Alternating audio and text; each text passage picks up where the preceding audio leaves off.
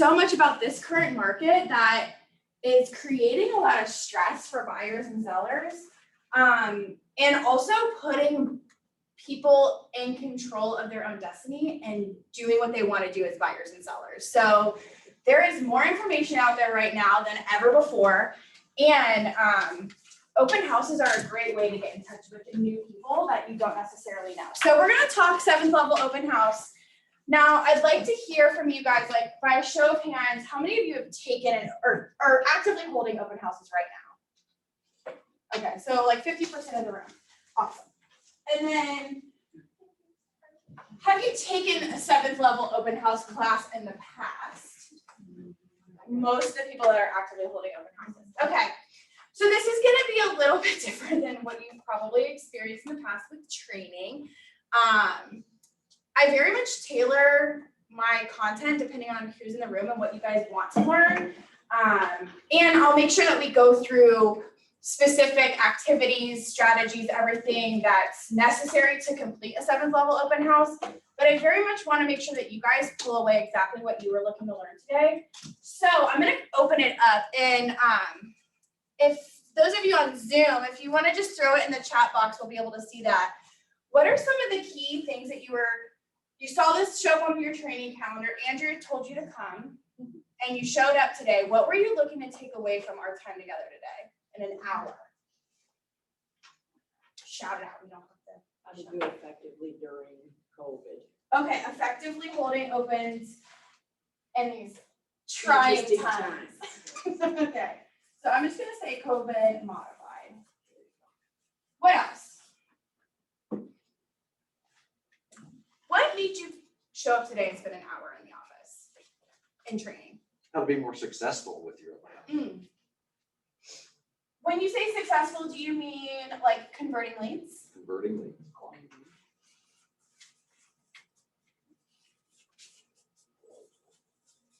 Also, OH is, I'm just gonna write OH, I'm not gonna write open a house out every time because that's just a waste, but just throw that out there just in case you're like, what's O? Converting O leads, great. What else? What else are you looking to learn today?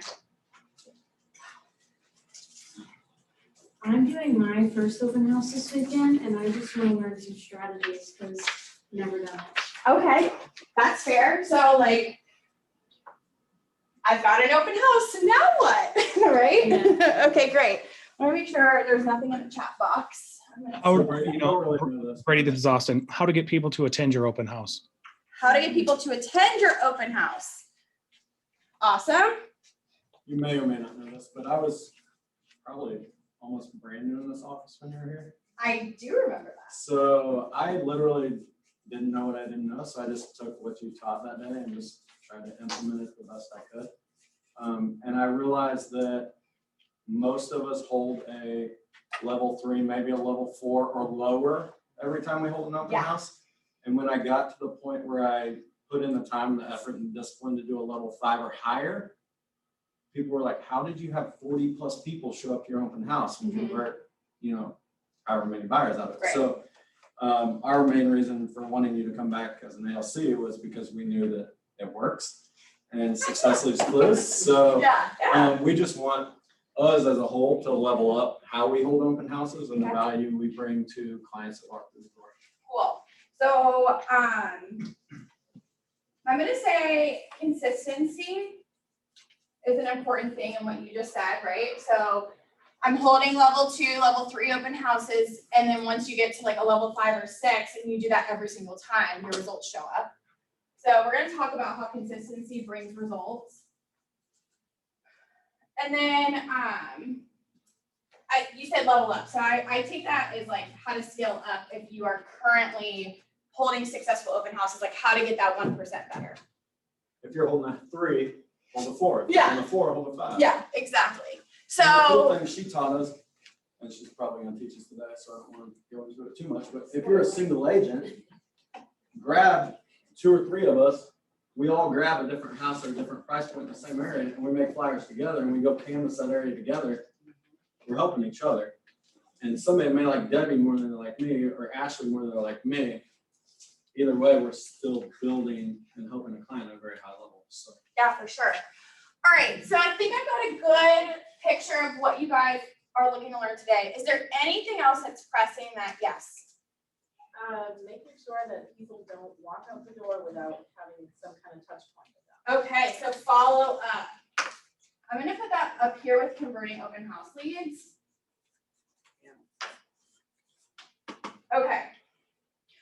So let's just start with this is from the Shift book. So if you guys have read Shift, this comes from straight out of the book. I did not make this up. This is not my information. But I want to review with you the seven actual levels of holding an open house. So Andrew politely said, most of us do up to a level 3, right? So we put a sign in the yard that says we're holding an open house. We might put some balloons or something around that to like draw attention to it. And then we go out and put our directionals. And we've put it in the MLS because yes, of course, we're gonna put it on the MLS, but that's kind of like when I come in and teach, that's like most people's strategies. Like, let me just put signs out and people will show up because I have signs, or it's been marketed on the internet. Like, yes, that does bring people. However, we're looking to grow relationships and meet new people that we don't previously have relationships with, right? So that's where the rest of this comes into play and holding that 7 levels. The first of which is going out and sending flyers and evites. So we already do the websites, like we get it on platforms. Let's talk about flyers and evites. Who are we eviting to our open houses? Who should we be eviting? Previous clients and people who live in that neighborhood. Mm-hmm. Active buyers. Active buyers, who else?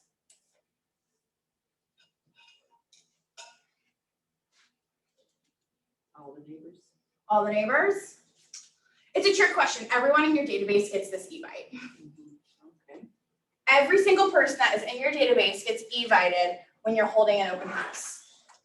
Why are we eviting every person in our database? Yes, even our moms, even our aunts, even our uncles, even our sisters, our brothers who have no intention of buying or selling real estate. Why are we sending them an email that says we're holding an open house this weekend? Touch to show you're better than most agents. Yeah, so if we're gonna continue this plan, right? And you'll see level 7 says hold 4 others open in the area, right? In various price ranges. If we're blasting out our database at least once a week stating that we're holding a home open, what does that tell your database about you? You are working. You are working your butt off, right? Most people think that open houses are a lot of work. And that's because they are. So to the average consumer, you're telling them like, hey, I'm out here and I'm busting my butt to get this home sold. This is what I would do for you if you trusted me to sell your home. Make sense? Okay. So that e-blast goes to every person in your database. Now, if you've got like a 10,000 person database and you're holding 4 or 5 open houses a week because you have a team, I would recommend just putting one email together that has every open house opportunity you have, and maybe include an MLS attachment that shows all open house opportunities in the area. So that would be my little caveat there. I would not, if you're doing 2 in a week, I would not send 2 emails in a week to the database about your open house. Does that make sense? Okay, cool. So then flyering the week before. When you hear flyering and you're looking at step number 5, which is going and inviting the neighbors, how would flyers the week before and inviting the neighbors be different? Who would you flyer that's different than the neighbors? Your local businesses or something like Yeah, precisely. So when people want to live in a community, don't they go and shop in that community and experience what it would be like to live there? So they're going to the Panera, they're going to the Chick-fil-A, they're going to the Marshalls and Home Goods and Publix and all of those places because they want to experience the neighborhood. They want to know what it's like. So I would actually go and print 100 flyers and hand out 100 flyers for my open houses in that weekend to anybody I come in contact with in the major shopping plazas. So let's pause on that for a second. Like, what does that conversation sound like? Because some of you are going, ooh, I don't know if I want to walk up to strangers with a flyer in my hand. I don't like when people do that to me in shopping plazas. Like, why would I do that? How would that conversation sound? I'm thinking if you have the will, to go knock on a door with a flyer, what's the difference? You're gonna get more people at a time. Yeah, exactly. Like, what's the difference between knocking on, I think it's scarier to knock on someone's door than it is to walk up to I've someone. never done it at a shopping plaza or whatever, but I kind of think I would be way more willing to do that than knock on. Yeah, for sure. So how do you approach that conversation though? Like, what does that sound like? Hey, what you doing? Hey, you come here a little bit? Yeah. It's a good deal down at Beyond, but I'd like to invite you to my open house. Yeah. Hey, just out of curiosity, do you live around the neighborhood or are you interested in living in the neighborhood? Like, it's a simple question, and there will be people who will be like, I'm not interested, and put their hand in your face. Like, are we okay with that? Sure. It doesn't matter. Like, brush it off. It's fine. And there are people that will say, yeah, actually, I do live around here. Great. Well, I just wanted to inform you that I'm holding a neighbor's house open. They're right around the corner. They're actually walking distance from here. You know, I'd like to invite you, or if you know of anybody, here's a flyer, like send it their way. Very, very like casual conversation, nothing serious here. Make sense? Okay. Moving on to inviting the neighbors. So this is kind of where we get into like this COVID modified thing, right? Like even flyering businesses, like some people may not be comfortable with that, like especially with keeping a 6-foot distance, whatever that might be. So you can kind of adjust these things accordingly. Our modification to inviting the neighbors is just the immediate street that the home is on. I'm gonna go and say, hey, I just wanted to give you a heads up. We're holding your neighbor's house open. With the way that homes have been moving in this market, we're expecting a huge turnout. So if there's an issue or someone parks in front of your driveway, or you know, there's an issue with someone that's attending the open house, I wanted to personally give you my number so that you can reach out to me first and I can get that taken care of for you. Oh, that's nice. Very like passive, right? Like that's not an aggressive sales approach. And I'm going to end that with, and out of curiosity, like have you seen what your home is worth in our current market conditions with the record low interest rates that we have right now? You know, sellers are making the most amount of money possible and buyers are getting in for a really affordable price. So I'd love to share with you what your home would look like, you know, maybe after the open house.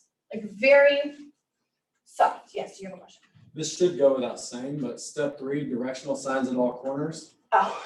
Door knock the house and ask permission, and use that as an opportunity to invite them and have a conversation, because I cannot tell you how many times somebody said, you're the first agent that has ever knocked on my door and asked for permission to put a sign in my door. Like, that's terrible. Anyway. Shame on everyone. Yeah, exactly. Do you ask that? Because usually the map shows that it's a line which is the city, belong to the city, not to them, usually in front of every property. So It's an excuse, to talk to another human and the opportunity to invite them. And you know what, I've done it in the past, gotten lazy, because I'm old now. And I've done it in the past and I've gotten that exact same remark, you're the first person who ever asked. Sure you can, of course. And if you go back to pick them up and your sign's gone, don't be upset if you didn't door knock and ask. Like, Yeah, people don't really like. So even if it's city property, that homeowner still maintains that piece of grass or, you know, that section of the lot, even though that's technically owned by the city. So I would ask for permission, absolutely. and with 26,000 agents in this area, eventually you're gonna put a sign in another agent's yard. Right. I've done it in agents, I've done it in brokers, and that's a great conversation, because they may have a buyer. So you do it for multiple reasons. They could have a Mainly buyer, disrespect. or that could be a profit sharing opportunity, right? Like, hey, I was never taught to do that with my open houses. Like, great, you have an open house class. Right? I mean, there's so many opportunities existing out there. So that's a great point, and I'm glad you brought that up because I assumed that. Sorry. So inviting the neighbors, we say 100 minimum and shift. That's a lot of people, right? Like that's 25 across the street, 25 behind you, and 25 each way, right? In our world, we've modified that, and that's actually on your lead gen lever open house sheet. We actually only do 25, and we leave a door hanger no matter what, if we have a conversation or not. I will tell you that with COVID, that was our modification, and the circle prospecting is where we kind of make that gap up. So in here it says 50 circle prospecting dials. However, our team is matching that with ISA calls. and the ISAs are making roughly 100 to 150 dials. So they're getting 200 dials around each open house. So they're only knocking 25 doors, like that warning to the neighbors, and then they're dialing roughly 200 people. So you can kind of make those adjustments accordingly, which is going into the second step. Get on the phone that morning and remind everyone. So are you guys familiar with like the appropriate days to make sales calls just based off of results? No? Okay. So the absolute worst day of the week to make a sales call is Fridays and Mondays. Fridays and Mondays are terrible days to make sales calls. The best days are typically Thursdays, followed by Wednesdays and then Tuesdays. So if I'm holding opens, I'm actually going to make my schedule according to the best times to make sales calls, which would be Thursdays from 8 to 9 in the morning or 4 to 6 at night. So those are kind of the two times that are the best in the whole week. Cool? Yeah, so it's Thursday from 8 to 9 or 4 p.m. to 6 p.m. followed by Wednesdays, 8 to 9. And then Tuesdays is actually 4 to 6. So I'm building out my schedule, and we're going to go through a schedule in just a second. I'm going to purposefully make my calls on those in those time frames when it makes the most sense. Especially because, I mean, are you guys, is it dark here by like 5:30? 6:30? Yeah, 6:30, like we can't really be out there knocking on doors that late anyways. So I would just double down on my calls during those times. Cool? Any questions about these first 6 things? Oh, I know what I have.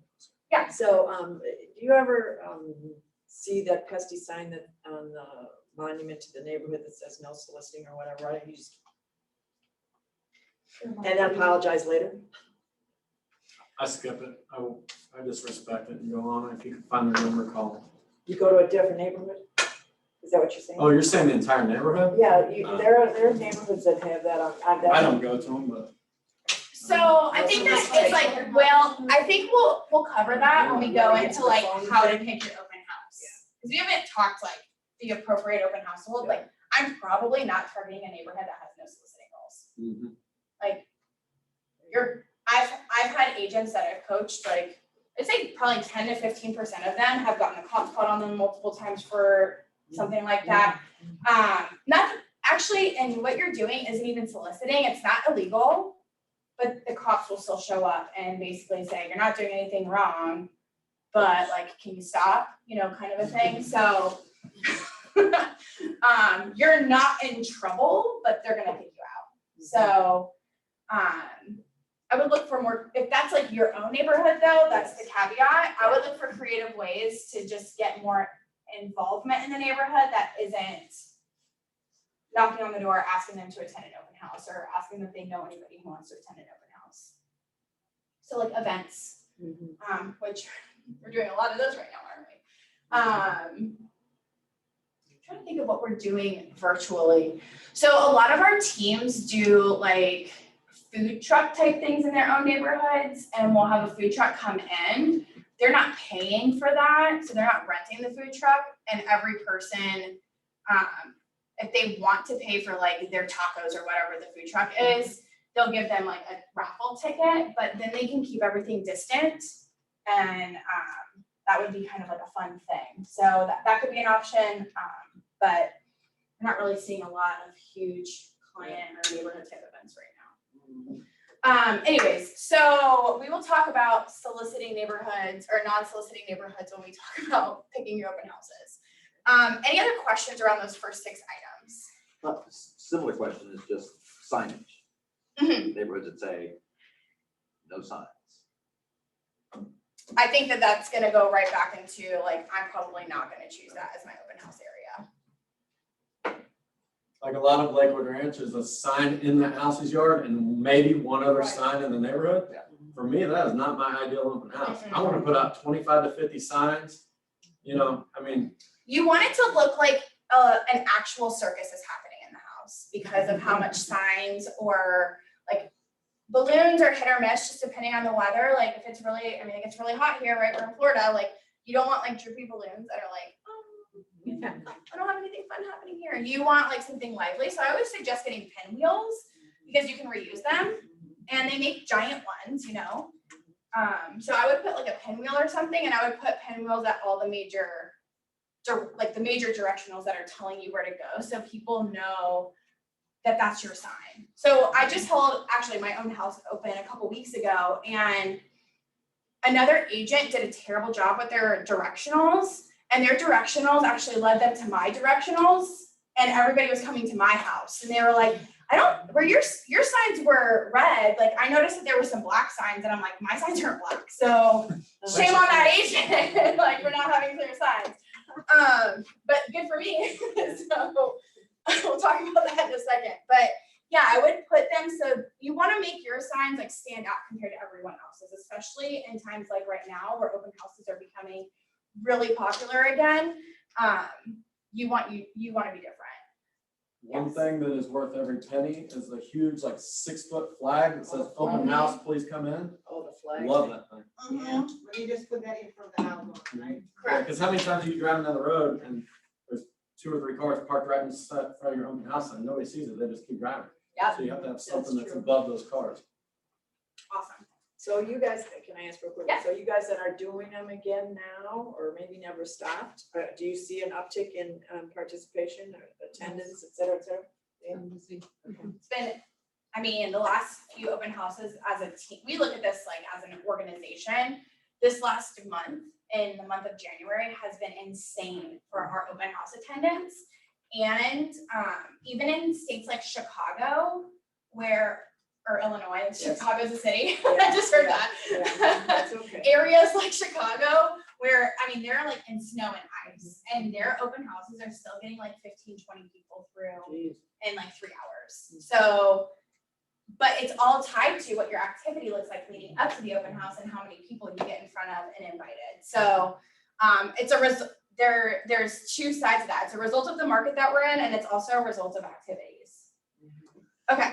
Any other questions about those first 6 things before we dive into when we say hold 4 opens in the area surrounding? No. Okay. So 4 open houses in the area and various price ranges can be exactly what Andrew described in the beginning. That could be you and 3 other agents that kind of tackle one space. You guys do all of this activity each. And so you've then gotten your stuff in front of 100 people, right? And the flyers. You've sent it out to all of your databases. Let's just say that we each had a database of 250, so that's another 1,000 plus the 400 flyers. The 4 of you invited 100 neighbors, or if you're doing our process, we're doing 25, right? So that's 100 total neighbors, or 400 neighbors, depending on how excited you are. And then you've called through and dialed 200 people each. So that's 800 people. Do you hear the overall impact that you've made in one area and how that creates those like open house frenzies when you're doing all 4 together? Like that's insane. That's a lot of people you're touching.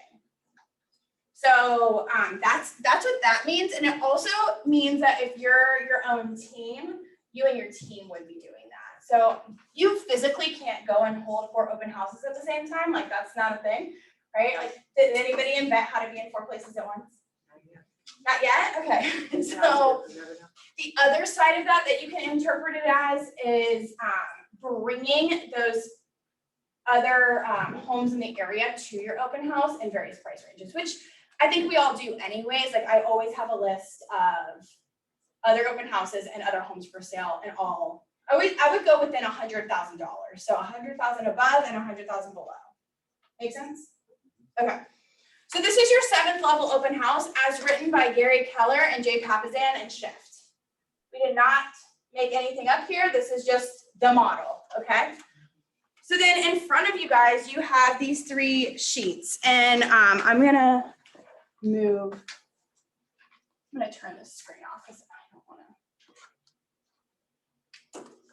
Is your door hanger specifically open house, or what's your door hanger looking like?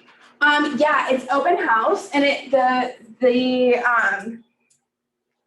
the like heading of it says buyers are looking in your area, and then it says you're invited to our open house. Oh, yeah, sorry. Did anybody else not get these handouts? No, okay. Yeah, of course. All right, so let's talk about how we create this as your lead generation lever. Any engineers in the room? What's a lever? Something that makes, something that affects the action of something else with easier effort. Yeah, so like thinking about like when you like jack up a car, right? Like that pole you're pushing on is the lever, and it's giving you leverage against the heavy object you're picking up. So it makes the force easier. That makes sense? So we call all of our lead generation strategies lead generation levers, because when you push on it or you step on it or you execute it the same way every single week, it makes everything else significantly easier, and you get your results from it just by doing this one focus. So we're focused on the activities, not on the results, and then our results show up. Does that make sense? Yes. Okay. So looking at this strategy, and all of you on Zoom, the file is a one-page document. Where do we find the other page? I'm gonna drop this in there for them. Anyways, so you'll see at the top, it just says like there's 3 lines of strategy. The first says what? What does the first line say on the strategy? On the left. 8 open houses per month. Yeah, so we're gonna execute eight open houses a month. That's it, 8 a month. How does that look in your week? 2 a week. All of our levers were written so that it produces a minimum of 25 closed transactions. And then clearly if you increase that or increase your skills, you get better results. Sorry, I just want to make sure that they can get into this.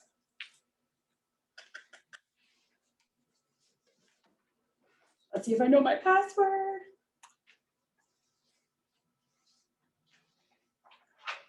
You're saying this is 25 for the year? But how do you handle this with the market like this? Like we had scheduled open houses for this weekend, for Saturday and Sunday, and they both canceled on Friday because the house was under contract. That's a great question. Yes. That is a great question. How do we handle that? Depends on the seller. If the seller will let you, still have an open house. Or you can't. So, yeah, I mean, if the seller will let you, that's an option.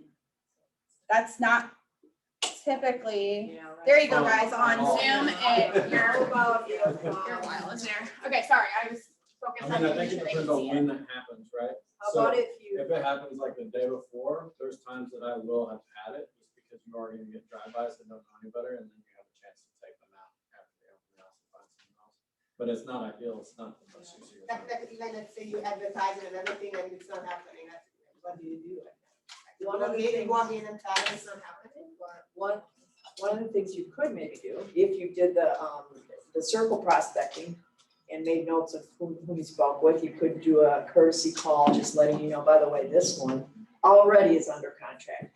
So obviously, if you know, I know you're interested in coming, if you know of anybody that may be thinking of selling, we need more, so that something like that, or with with the flyers, put pending on there, the doors, generally speaking, the doors you may have, gone to, stop by and say, listen, I just want to let you know this one went pending already.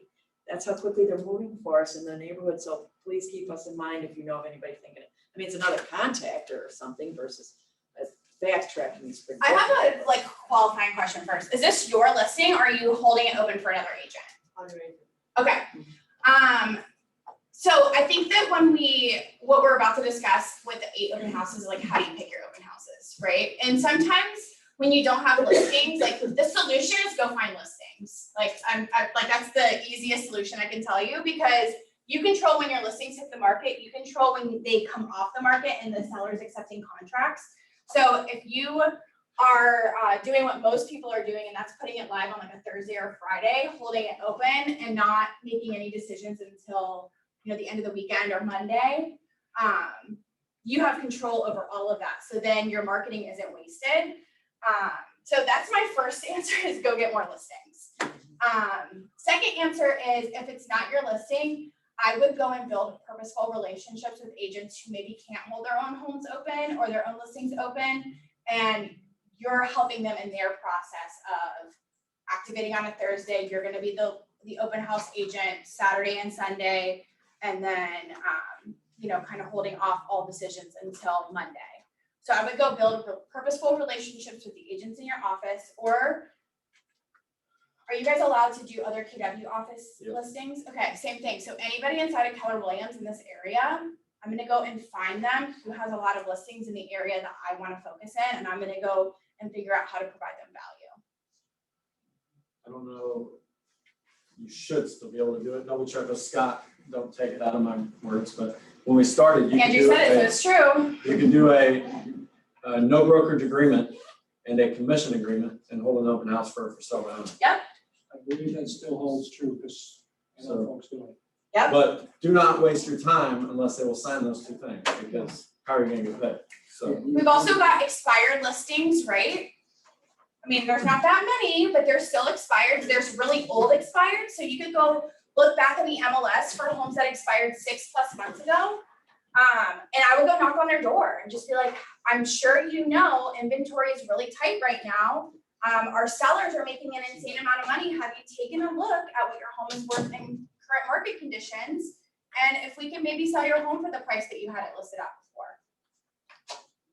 No, I'm not interested. Okay, great. Well, because of the shortage of inventory, buyers are typically showing up at open houses. Would you be interested in maybe holding your home open this weekend and seeing what type of results we get from that before you make a decision on relisting your home?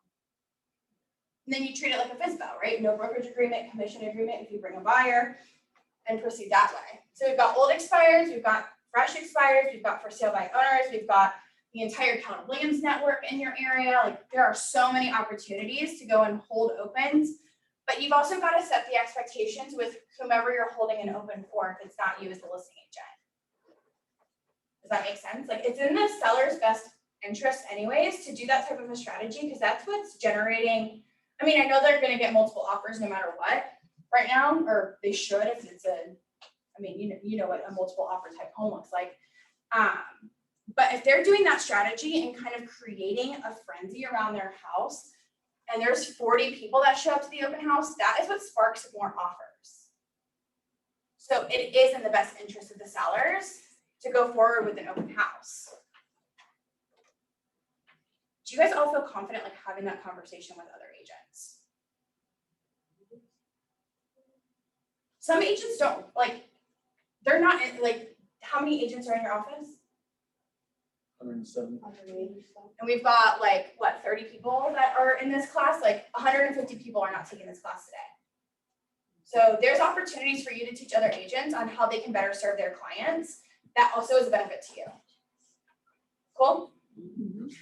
Okay, so let's talk about how to pick an open house. Current market conditions are a little bit different than normal, right? So how are you choosing the homes that you would hold open in our current market compared to how it used to work before? Like, what's different now than a year ago? A lot less to choose from. There's less homes to choose from now. Yeah, what else? So you're kind of like in this position where you're like, oh, well, I'm just gonna take what I can get. Ideally, hold one in the same neighborhood or close to one that you previously sold or just listed. Yeah, so you wanna hold one in an area where you're kind of getting a little bit of traction, right? I typically recommend picking just, how many zip codes are represented in your area? A ton. I would pick a zip code that you just master. And I'd look to keep my open houses within like a 5-mile radius, if possible. I know that right now that may not be super possible, but it still is, it's a possibility. And typically when one home goes on the market in an area, 2 more show up shortly thereafter. So it's your opportunity to go and find those other ones and keep that ball rolling. And that's, and that for others in an area in various price ranges, that's where you can kind of get that thing done too. Make sense? So we're looking,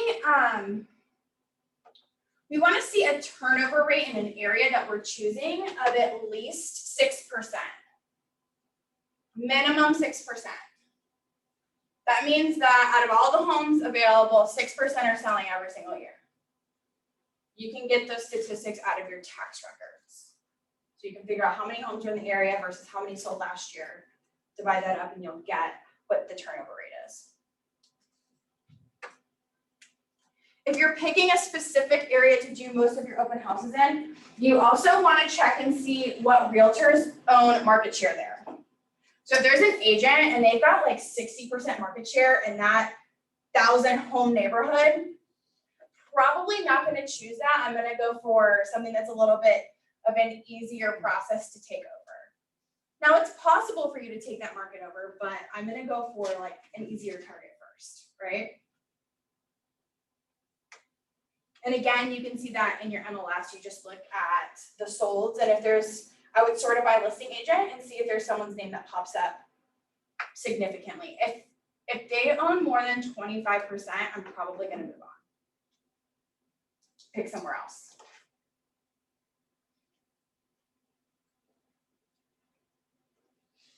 Is it greater than 25%? Mm-hmm. If they sell one out of every 4 homes that are sold in an area, I'm not going to try to go up against them right now. Maybe in my future, but I'm going to go pick an area that isn't owned by anybody. Or an area that I know, I mean, if it is, they do own 25%, but I know that I can provide more value right off the bat, I'm going to go ahead and make that decision. But if not, I'm probably going to move on and select something else. Any questions around those things? No? Okay. And you want a community of at least, I threw out the number 1,000. You'd want to find an area where you're targeting at least 1,000 homes.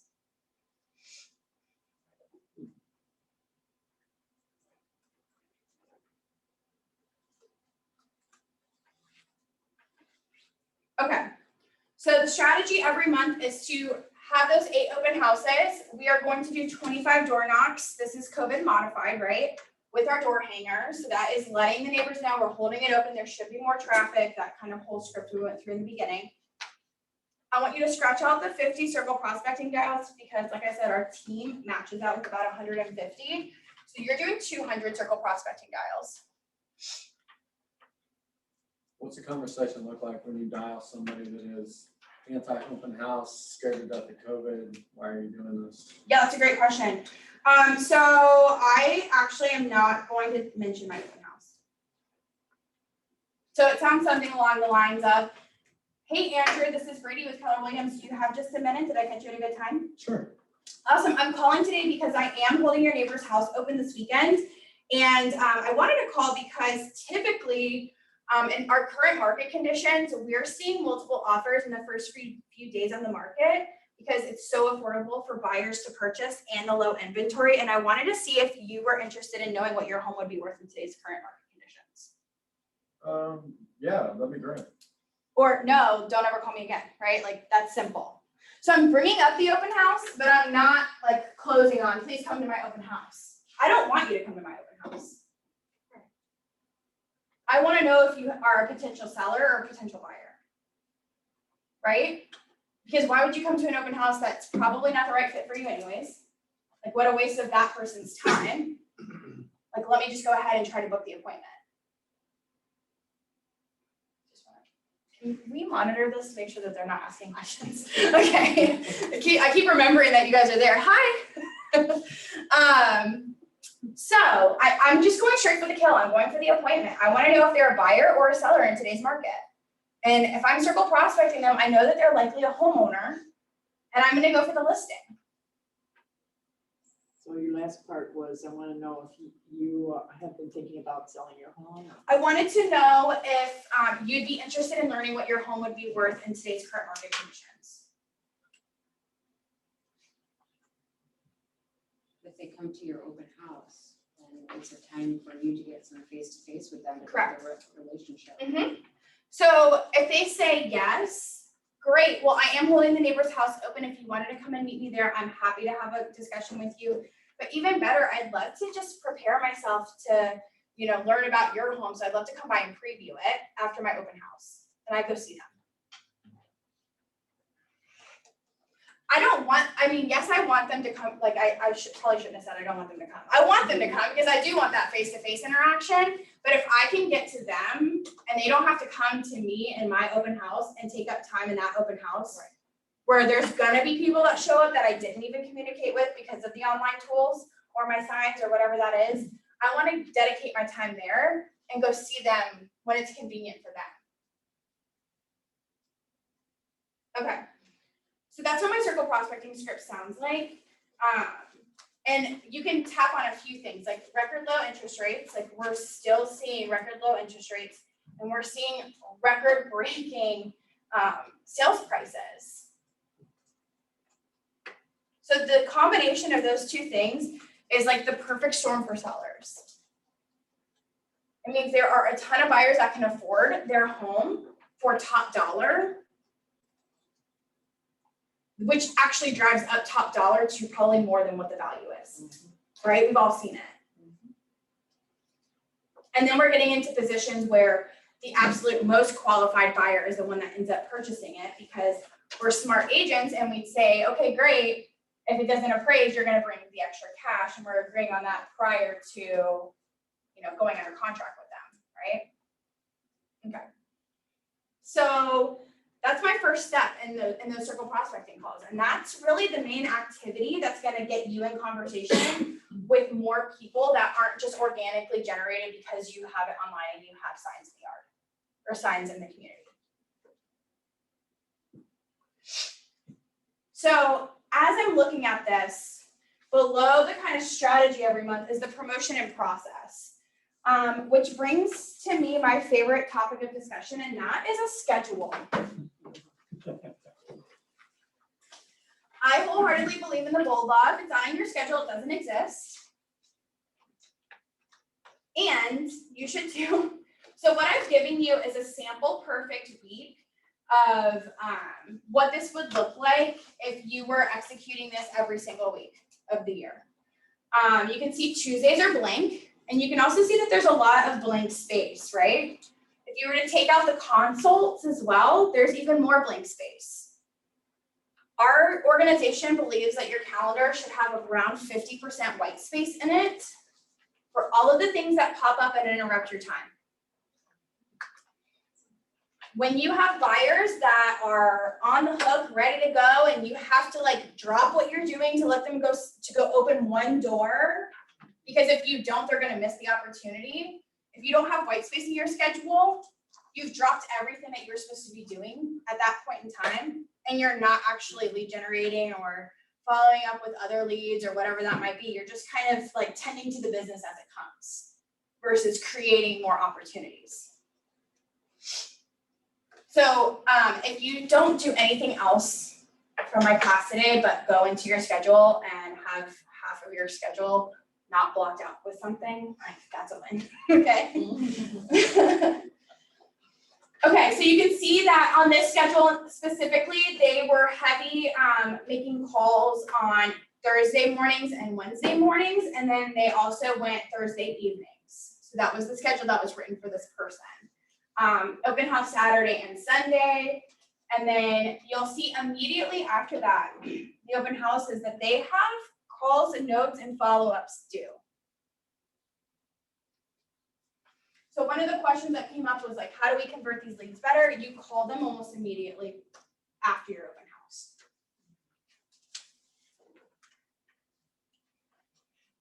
Better yet, you invest in a CRM that when they come to your open house, they register on your CRM for the open house, and then it automatically sends them a text message an hour later after they've registered that says, thank you so much for attending the open house, or whatever you wanted to say. Here's a list of other open houses in the area, or whatever that might be. And then it automatically puts them on a follow-up campaign from there. So it's taking your thinking out of it. That's what I would do. Which CRM are you using? We use Brivity. Brivity is expensive. For those of you that have looked into it, we were previously using Sync, which had the same capabilities. Sync is a decent CRM, and they also have good online leads. Anybody else using something that's cheaper? What are you using? I'm looking, but ironically, I Let me just throw you demoed right on the spot. Sync 2 weeks ago, and long story short, can we turn the record off? I signed up for Brivity at family reunion last year, and I was talked into canceling it and using Command, and it works great for a single agent. It does not work very well for a team right now. Yeah, So the that's why I Command have to get functions something aren't great different. for teams. If you're a single agent, Command has all these tools. Yeah, it's awesome. So that's called free. Just be ready when you add a second person to your team and it switches you to a team account, you're gonna have a ton of nightmares and you're gonna need a different CRM. So A question, why did you move, if you want to answer it now, or if you don't know, why did you move from Sync to Brevity? I'll answer that later. Okay. It's a long answer. Okay. And it's not for any reason that like one's better than the other. So it's not. Sync was great. Okay, so looking at that, we're going to, as we're planning out our month and our schedules, go ahead and pre-book the open houses you're gonna hold. Like pre-book the time slots for the whole month. Have you ever like had a month? I mean, it's a short month this month. This is a perfect example. And normally we have family reunion where we're traveling. So there would be a whole week that we're out. And all of a sudden the whole month has escaped from you and you're like, oh my gosh, I only held 4 open houses because that's all I could get. That's because we didn't plan to get 8 in 3 weeks, 3.5 since it's a short month. We said, oh, we're gonna do 2 a week and we're only focused on 2 a week. And we were out a week and a half because of events or vacation or training or whatever it is. So I pre-book all of these in my schedule at the very beginning of the month. So it is February 2nd. What a great opportunity to go and pre-book your 8 open houses you're holding this month. I don't pre-book the listing, pre-book the time slot. Okay. Great statement because I did not clarify that. Yeah, we're not pre-booking a listing for the end of February unless you know it's coming on the market, right? It's your listing. But you're gonna pre-book the time slots. The time slots don't need to change. And then go ahead and work it backwards. So all of the activity that needs to happen, that needs to get plugged into your schedule as it falls in your week. So if there's one week where you have 3 open houses that you need to do because you're out a whole week the next week, you've got to make all that activity fit in, right? So a lot of people put a schedule together and they think that it's like a set it and forget it type of thing, but your schedule is probably one of the things that you need to edit and adjust at a minimum on a weekly basis every single week. We all have life events, we all have things happening, we all have whatever you've got going on in your life, birthday parties, kids things, grandkids things, like everything happening. You've got to put that in your schedule and we like have to make it work for our real estate business. But those personal things have to happen, right? Like those, when they talk about like your life is like you juggling balls and your personal family, all of those types of things are glass balls, everything else is rubber. Like you can't drop the glass ball. Okay. What else is on here? You'll see that after you've selected your open house on the first day, that means that you've selected the open house that you're choosing to do that week, or those open houses you're choosing to do that week. Your next step is to get a call list for yourself. Because if you don't get that call list right off the bat and you leave that for like whenever it's due, it's gonna eat into your lead generation time, right? So we use Mojo as a dialer, and we actually use Mojo for the data for circle prospecting. It's got a really cool map search feature, so you can kind of like draw a map around. It's really nice. So it's the easiest thing that we can do. And then you'll see on day 3 is to post on social media channels. call neighbors, and place signs in the yard. If this is your listing, this can kind of be like a coming soon type thing on top of your open house, right? Like coming soon, we're holding it open on Saturday. This isn't your listing. You've got to check your local market center rules around like coming soon rules and market, like I'm not sure what that looks like for you guys. I know it's different for every market center, so, or every MLS. We have the same MLS. You're not allowed to market something 48 hours before it's live, correct? Correct. So that would be an adjustment.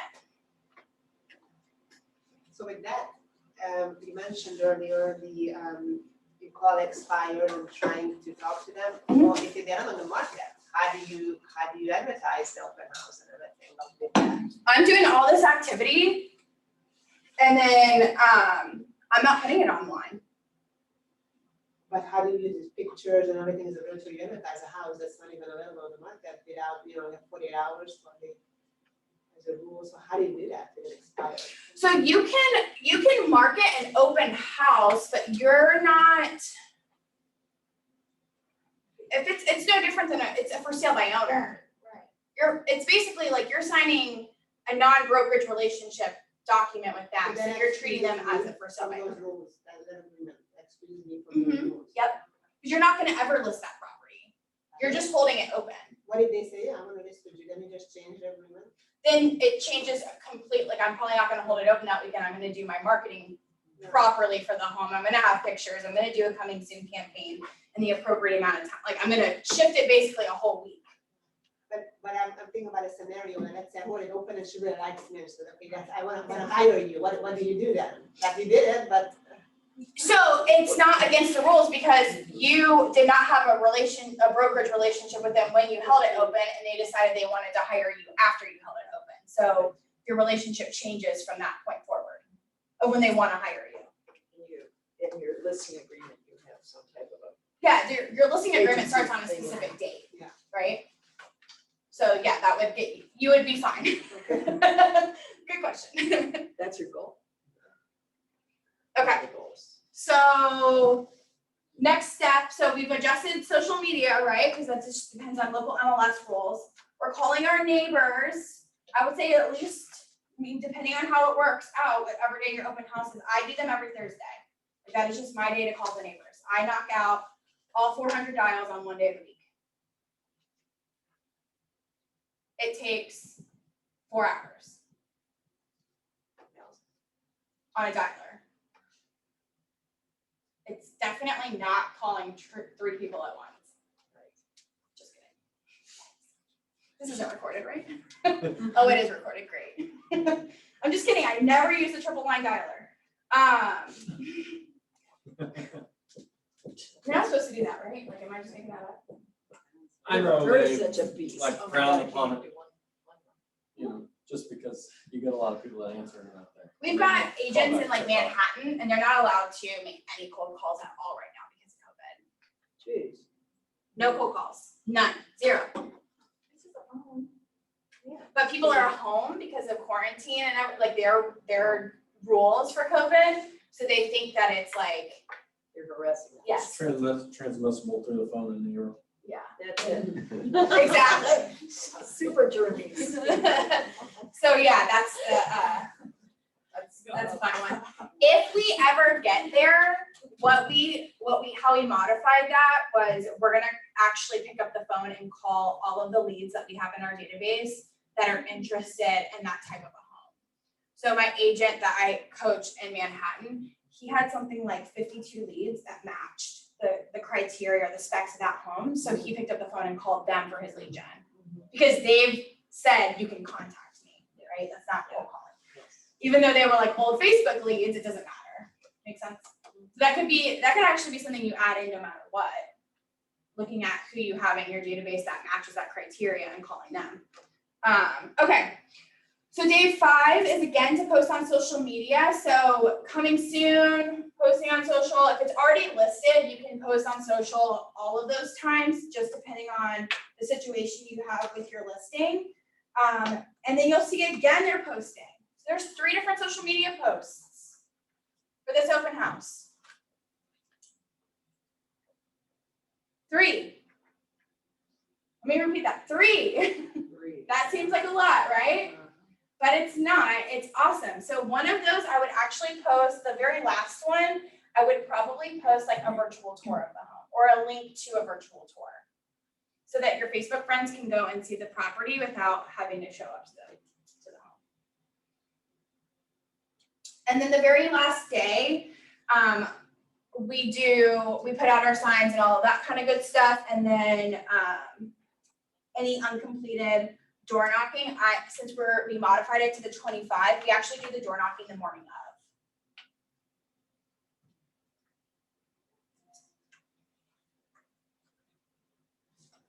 Okay.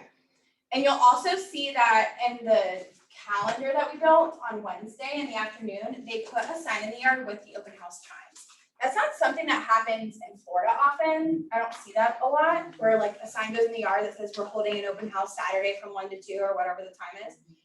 But that's something that the people on the West Coast do often, and they get like a lot of sign calls because of that. For people who want to see it in a private tour. So that's something that we adopted in Florida, and we get sign calls too. So it says open Sunday 1 to 4? Yeah, it just says open house, and then it has the time that you're holding it open. Yeah. So again, like when we're picking our time frames and our perfect weeks and making sure that we're following our schedules, we're choosing that time, and it's going to be the same no matter what. Like 11 to 2 is a great time to hold a house open on a weekend day. On Saturdays, Sundays, that might be during church, right? So making that adjustment maybe 1 to 4 after church. Okay, so from all of this activity, you should be adding a minimum of 4 leads to your database. And leads are people that you get full contact information for. So address, phone number, email, and their name. Someone asked me a question. I know we're right at time, so I want to respect y'all's time. Someone asked the question of like, how do you make sure everyone signs in for your open houses, right? We kind of follow a different philosophy on this. We don't like trap people into signing in. So if 100% of the people that show up don't sign in, we're okay with that. We want to get the people that are signing in that we actually can have follow-up conversations with and build relationships with. So in that kind of script, and this is like, I'm stealing this directly from Chris Forrest, who is my leader. He just looks for every single which way he can provide them value, and that's how he's getting their contact information. So one of the things that I brought up a lot was having a list of other open houses in the area. I have that teed up on my iPad so I can actually directly text it to someone. I'd love to send you a list of all of the available open houses in the area this weekend. What's a good number for me to get this to you directly? And I'm texting it to them from my iPad or my phone, it doesn't matter. But it's saved, I've texted myself the message, and then I'm going to just copy and paste that over to whomever I'm talking to in that moment. And then I'm saying something along the lines of, by the way, my name is Brady, what's your name? So I'm not like going for the kill, like, welcome to my open house, please sign in. When I held my house open, that's what every single person that walked in, because there was probably like 5 or 6 open houses happening at the same time.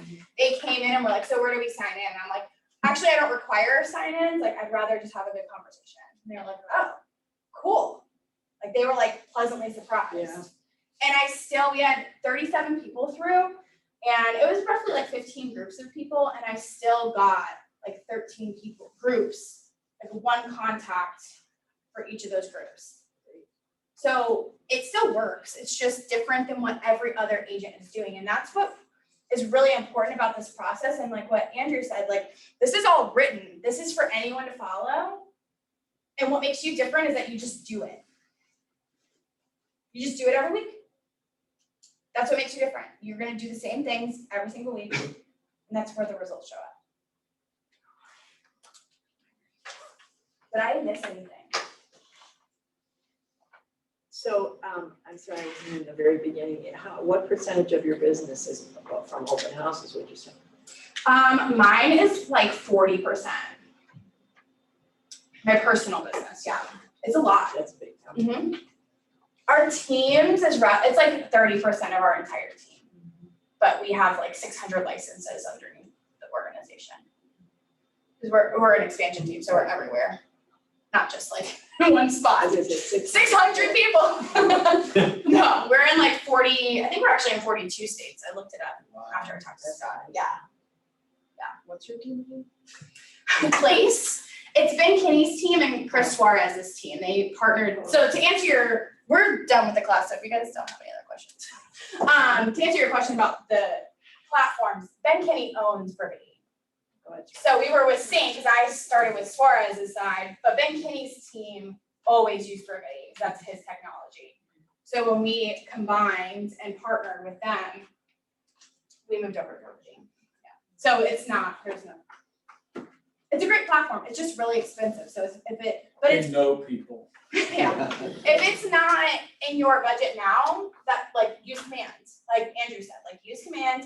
Once you grow a team, it's a great function because right now, like all of the agents I coach, so for you people that run a team, I can log in and see their Brevity and see the health of their database and like see, oh, this person got 6 new leads this week, didn't talk to one of them.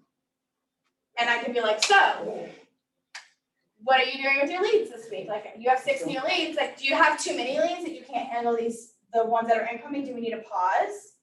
Like it allows those like really accountable coaching conversations. And it's got really, I mean, the follow-up process is like every single seller that we get an email and an address where they get a market report and you can set the frequency and you can see when they're looking at it and everything like that. So they're getting a live view of what their home looks like in our current market conditions. And then same thing on the listing or the buyer side, listing reports, which every CRM has some sort of basic function of this.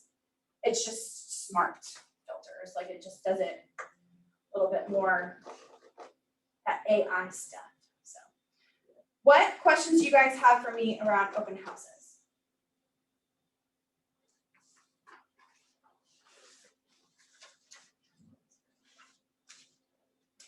I gave everyone a blank template. You don't have any mental health time blocked on here, so what's in here? That's my that is my white space, right? Okay. This is not my perfect. You don't want to see my schedule. Do as I say, not as I do. No, I'm just kidding. I kind of run a 3-day work week, to be totally honest, and I'm not like physically in open houses anymore. So I have people that do open houses in my organization. But my Mondays and Fridays are really flexible. Like I only have like 2 or 3 commitments that happen at the same time, like on every week. And then my like booked days are Tuesdays, Wednesdays, and Thursdays where I'm going like back to back all day. So I sit in more of a coaching seat now. So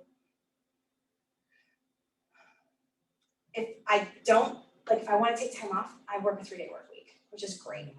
And you can do all of this in as little days as you want and as many days as you want. I know you've got to like leave space for buyer and seller appointments, but you can kind of make those adjustments as you need.